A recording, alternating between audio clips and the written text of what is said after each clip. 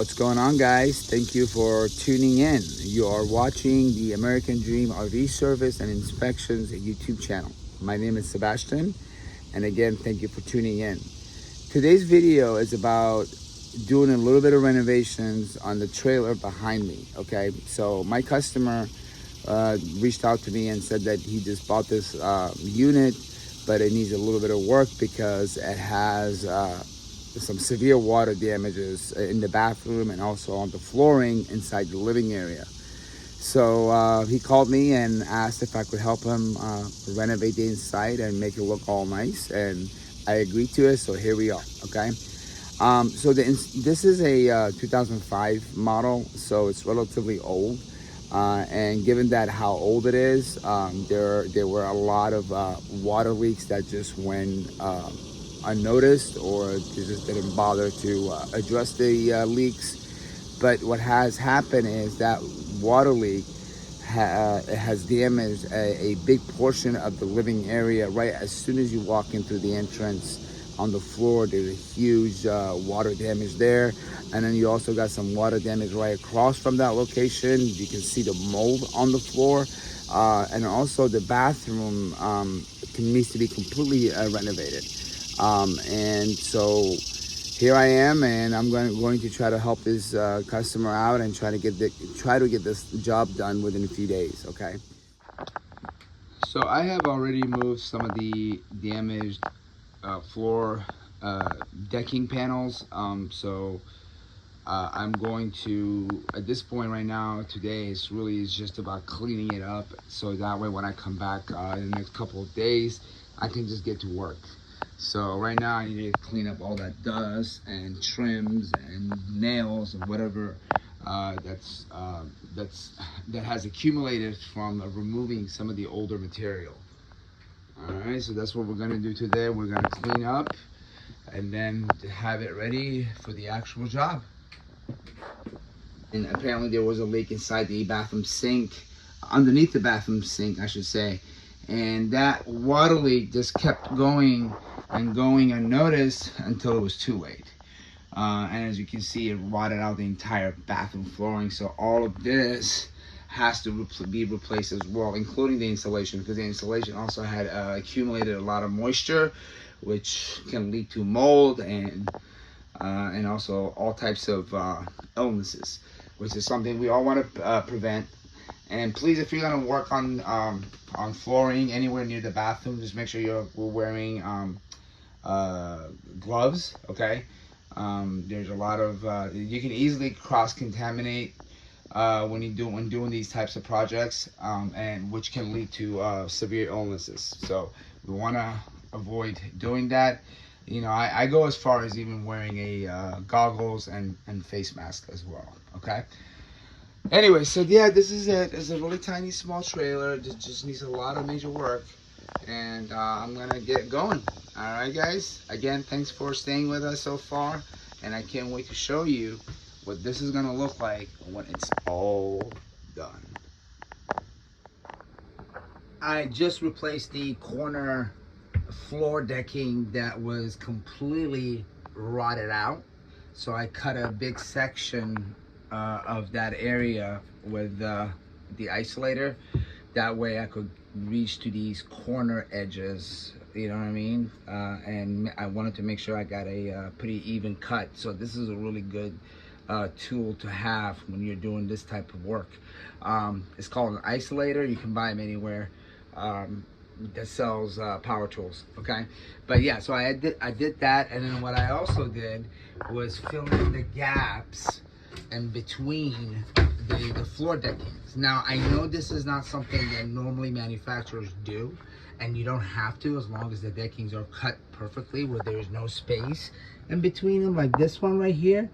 Then you know you don't necessarily need these little wood filling putties, if you will. But if you wanted to do that, you can. You know, it's what it'll only help insulate the RV better. Okay, especially in the winter months when cold air can just creep in from little corners, edges, holes from the underbelly. And so when you have this stuff that's in between, even though you're pretty close like this, like these two panels are, it really does help keeping that hot air out, cold air out. It'll kind of help keep the moisture out. So you don't have to do it, but if you want to do it, it's a good thing. It's definitely a bonus for your RV. All right, guys, so this is the corner that is completely done. All right, so we're done with this section. Now I need to go ahead and finish this section of the living area, and then we can jump into the bathroom. And to bolt down the panels, or the plywood deckings, I should say, you guys can use these screws right here. You can buy these screws at Harbor Freight. They're self-tapping wood screws, and they're great, and they also work really well when you're trying to bolt down a plywood to aluminum frame like this one. All right, so officially the living room flooring is completely done. There we go. So now we're on to the bathroom flooring. This is right above the black tank. Gotta redo the wall, the flooring, and then completely redo the shower as well. All right, so yeah, we got to get going on this. I just can't wait till all of this is done and I see the final result of the transformation. All right, so just finished one portion of the bathroom. As you can see, I put a hole in the plywood so I can put the toilet flange down for the flooring. And just FYI, I don't know if you guys know this, but this part, this flange that goes right on top of the black tank plumbing drain, this is a twist off, just FYI, okay? So if you guys need to replace this panel and need to remove this, a lot of people make the mistake of thinking this is actually glued. In a sense, yes, it is glued, but the only part that is glued is the actual drain pipe that gets connected to the black tank. This flange right here is just a twist off. All you do is just turn it and it'll open right up. There you go. It just comes right off. All right, and then once you put your panel down and you bolt it down, you can just kind of put it back on and twist it back, tighten it up completely until you can't twist it anymore. And then once you're done completely securing the flange to the floor panel, you want to go ahead and grab some flathead screw for wood, or also known as the self-tapping screws for wood, and put one on each one of those holes, so that way this flange is completely secured to the flooring, and there's not going to be any leaks coming out from underneath. All right, guys, so far the flooring is coming along just fine. Stick around. Got the flooring done. It's completely done. Replace all the rotted deckings with new ones, and just finished up the bathroom. The flooring is done on the bathroom as well. I just need to fill in some of these gaps and put some new insulation over here for the shower drain, and put the new bathroom sink in, get it hooked up, put the new toilet in, and we're pretty much done with all the time-consuming hard parts. So now at this point, all it is pretty much putting the walls back in and cleaning it up and start reconnecting all the fixtures, and we should be good to go. All right, so let's keep going. Now that the flooring in the bathroom is also finished, as far as the decking goes, it's time to put up the wall panels in the bathroom. So I have the panel. Unfortunately, I could not fit one piece that would actually go from the top of the wall to the bottom where the floor is, because the entry door is really small. The entry door for the bathroom was really small, and I just could not get a piece in that was 35 feet wide and 35 inches wide and 75 inches long, or 75 inches tall. I just couldn't do it. I tried several different ways. I could not get it in. And that just shows you when they actually build these RVs, like they actually do the floor first. So they, they have the chassis. They have, once they do the chassis, they put the chassis on the axles with tires, and then the next thing is going to be the flooring. They do the flooring before they even put up the walls or anything else. Okay, so they lay the flooring down completely, put the vinyl down, and then they add the wall. So essentially these walls, they go on top of the decking. These decking that you see on the floor, what happens is the wall, when they build it in the manufacturer, the wall goes on the top of these deckings. Okay, so the walls actually sit on the decking. But the problem with that is when you're getting ready to renovate a whole flooring, you got to cut out the decking. That becomes a problem because now you're gonna have, like this right here, you can see a piece of the old decking is still underneath the wall. Okay, so I could not get it out. There was no way around it. So unfortunately, I have to fill in this gap somehow, and then lay the linoleum down afterwards. Okay, so but yeah, this is just to kind of give you guys information. But let's go ahead and put this wall up. Unfortunately, again, I had to, cut the panel into two pieces so I can fit it in through the doors to be able to put it up on the wall. But the good thing is, this is going to be covered with these um, uh, backs backsplash type of material that looks like tiles.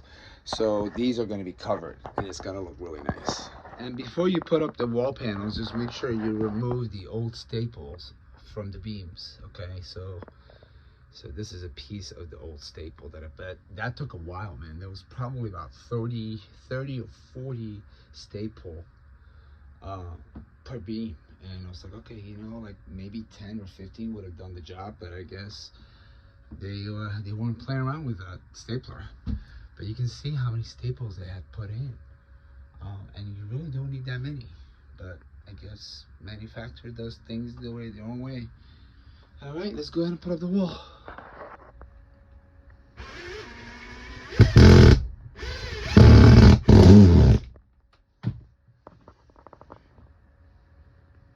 All right, so the bottom half is installed. Let's do the top portion. All right, guys, so the bathroom is ready for us to lay down the vinyl. I believe the vinyl is called linoleum.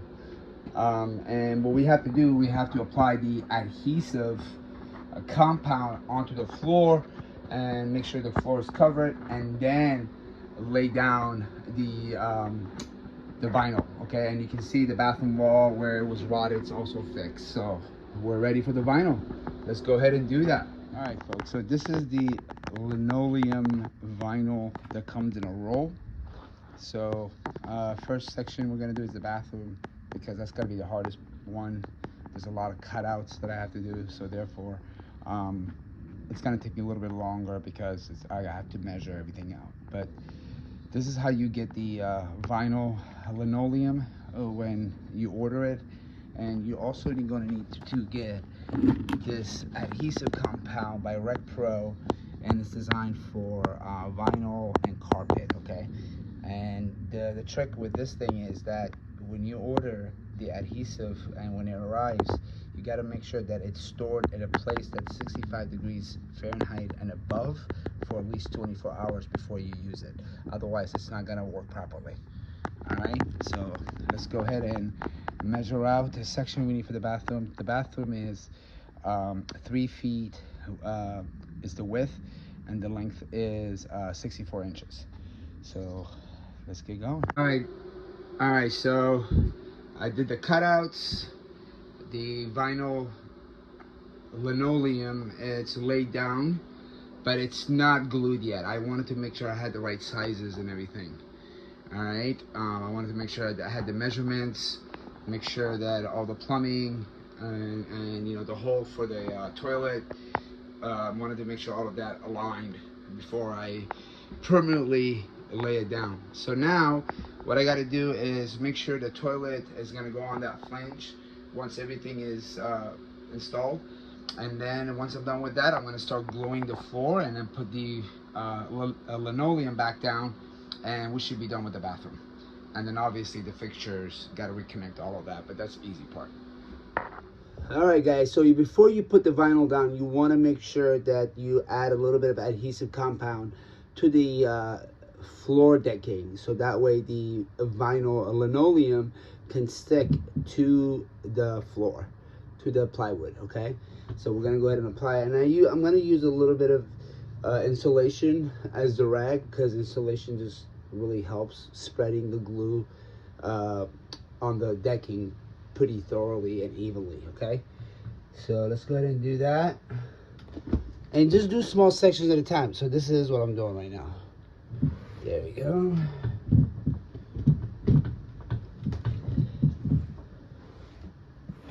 Just make sure you cover up, and you don't have to go overboard with the glue, just enough to be able to spread throughout the flooring. All right, so once you do that, you can go ahead and put the vinyl down. Let's put the vinyl down. All the way down. Make sure you press it well so it's completely flush. And there we go, you're good to go. And then you do that throughout the entire flooring. You just do small sections at a time. In addition to gluing the linoleum to the floor, it would be a good idea to staple them as well. Now, this staple process, you don't have to do this, okay? And the reason why I'm doing this is because I want to make sure when the RV is in motion that this vinyl is not gonna shift in any way. And the reason why I'm concerned about that is because we redid the floor, so the original vinyl was actually not trimmed. Like, I'm going to trim the edges, but it was under the floor, so therefore I had to cut it out. Okay, so if you cut it out and you put new vinyl down, what's gonna happen is it's not going to be as secure as if the walls were on top of it, if that makes any sense. So therefore I'm putting staples around the very edges of it, just to kind of keep the vinyl secured. Okay.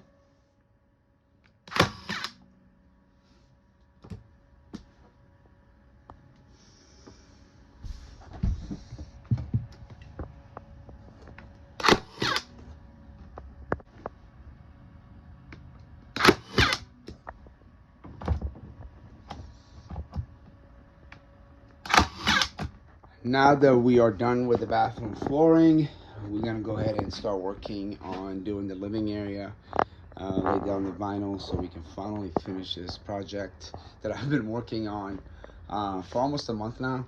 And the reason why it's taking me so long, because I'm really busy and I have other jobs going on, but I was trying to help out this really customer of mine who bought this for a really good price, and he said that he wanted me to work on it and make it better and restore it. So that requires quite a bit, a few hours. I'd say about at least 40 hours to completely do all this.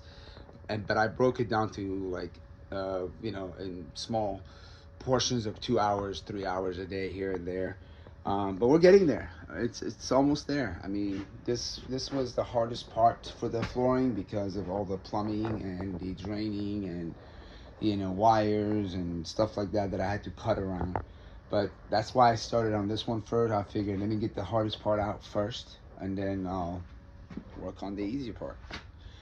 So let's get going. Before laying down the vinyl, you want to make sure that you have completely vacuumed all the debris from the cutting and shaping the deckings.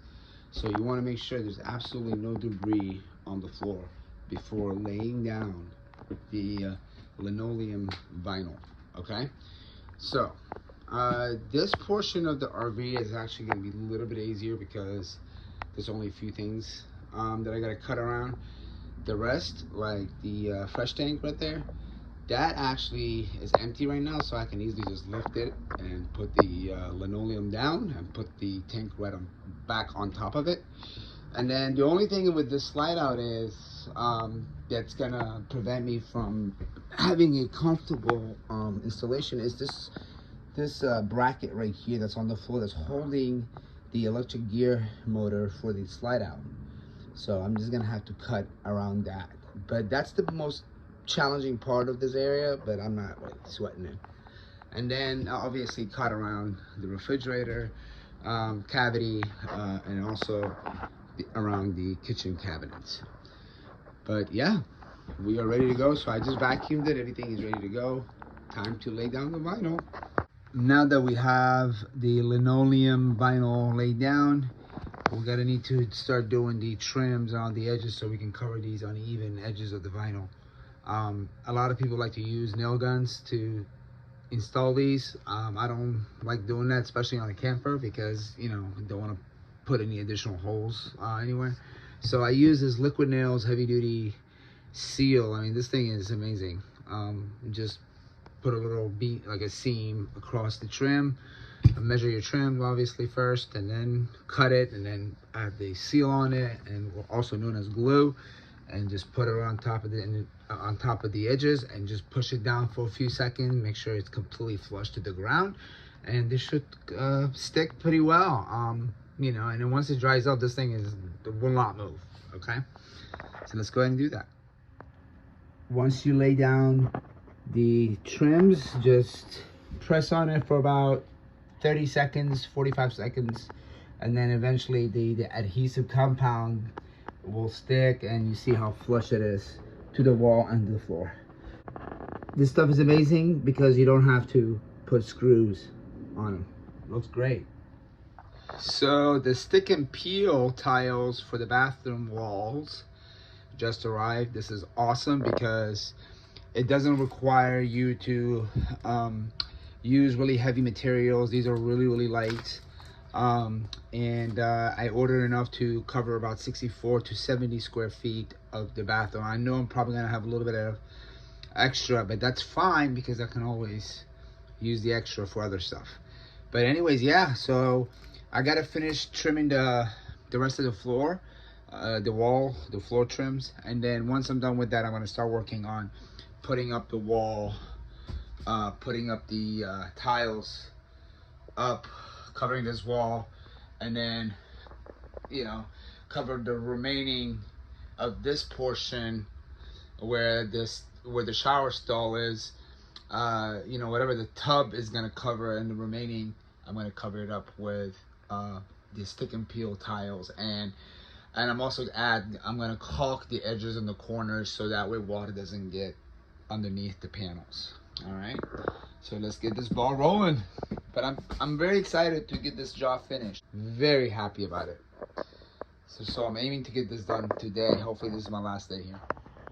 All right, guys, so the bathroom wall was completely finished. I installed all the peel and stick tiles, and then once I did that, I reconnected the bathroom sinks, added a new vanity to the sink, and reconnected everything with the water supplies and obviously the drain and everything. So, and reconnecting the plumbing is relatively easy. Everything is pretty much made with fittings and elbows, which you need to crimp down, and that's pretty easy stuff to do. Okay, if you watch some YouTube videos, you should be able to find videos and that shows you how to crimp PEX plumbing and install fittings and elbows and all types of couplers and stuff like that. Very easy stuff, okay?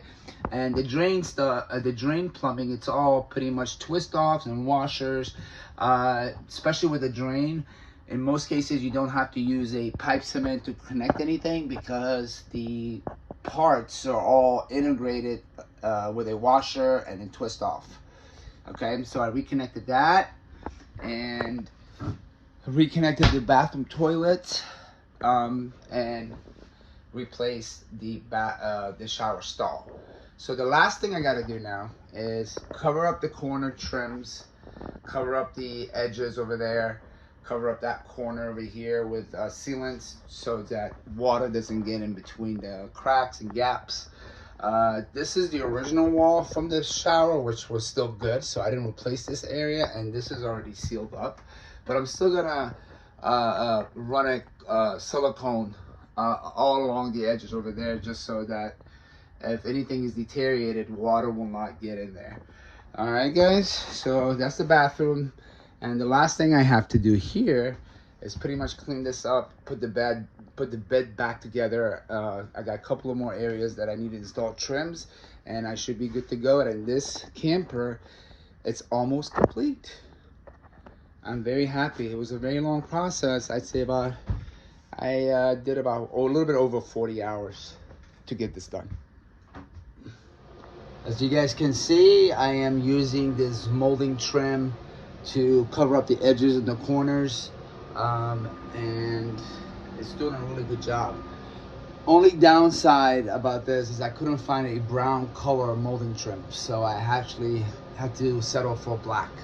But it still kind of goes with the wall. It looks great. And you know, the whole purpose is to keep water out of the walls, and this is great. Typically, this rubber trim is used as a seal for windows. But what I have discovered is that it works really well for this type of projects. It completely keeps water out. Just got to finish the rest of the ceiling, and I'm done. All right, so now that the trims and the cosmetics are done, I am working on reassembling the bed, putting the pump switch back where it was, the LP detector, and then bolt the walls down, and then fold the bed frame back down, and this RV is ready. I can't believe it, man. We're done. Just got to clean it up, and then I'll take a picture and do some videos of the final product. And I hope this was helpful. I know I wasn't too technical with this video, but because my purpose was just to give you guys an idea of how simple these things are. It's not that complicated. You can do a lot of this stuff yourself. But I can understand, you know, the idea of renovating a trailer can be a little overwhelming. However, once you start working, you realize actually a lot of this stuff is relatively easy to do. So yeah, let's go ahead and finish this up, and you know, let the customer know, and I'm sure he's gonna be well thrilled. All right, guys, so the job has been completed. After about 42 hours of labor, this RV is ready for camping. So let's go inside and see the work that I've done. Let's go inside.